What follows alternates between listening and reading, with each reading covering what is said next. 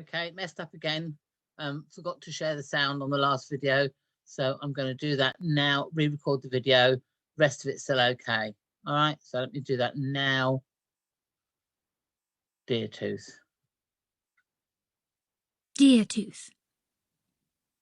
My mind swims. I feel sick and dizzy and lost.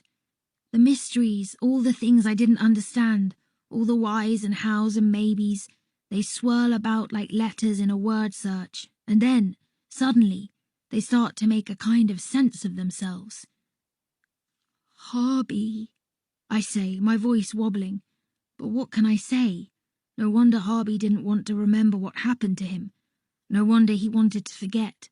No wonder he tried to push it all away. But you can't just avoid stuff forever, can you? No matter how sad it is. A beam of sunshine streaks down through the leaves. 2 white butterflies spiral each other in its golden light. Something strikes me. Even though Harby's mum died because Mothka was born, he still doesn't blame his sister for that. That amazes me. I look at the baby, Harby's squirmy, wriggly eyes closed, fast-breathed, tiny little sister. Mothka, I say quietly. But it's not her fault, is it? She's too little for anything to be her fault. She just needs to be looked after, and Harby will look after her, no matter what. Dara, I whisper, and I picture my tiny brother squirmy and wriggly in his fish tank bed. Things change, I suppose. Things just change and keep on changing. And I sigh. It's nobody's fault at all. Harby, I say, facing him. I need to go home. Where home, Jolly Morum? Home. Home is far, far, far. I stop because in another way my home isn't far at all. It's right here. Far, far, far, he repeats. He looks up into the sky. He points up at the pale ghost of moon still lingering in the blue. Home?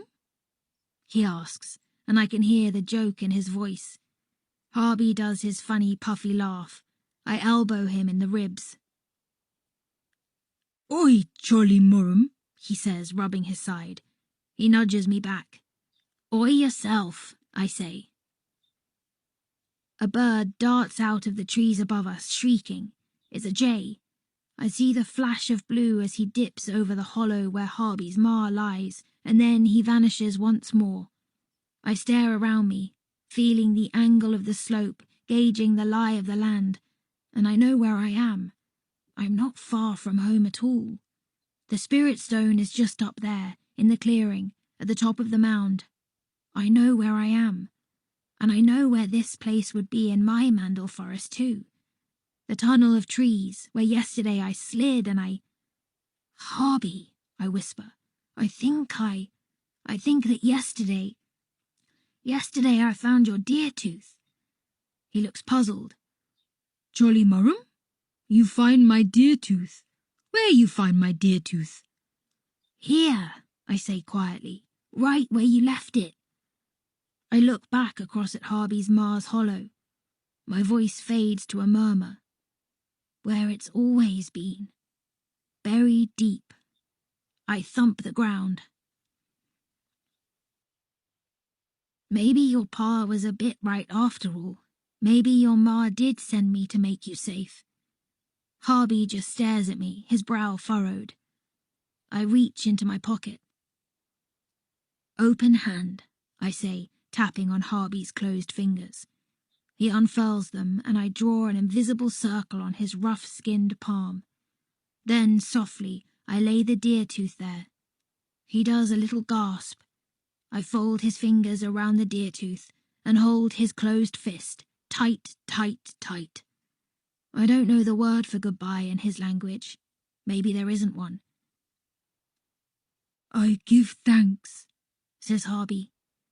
I give thanks, I say, and I really mean it.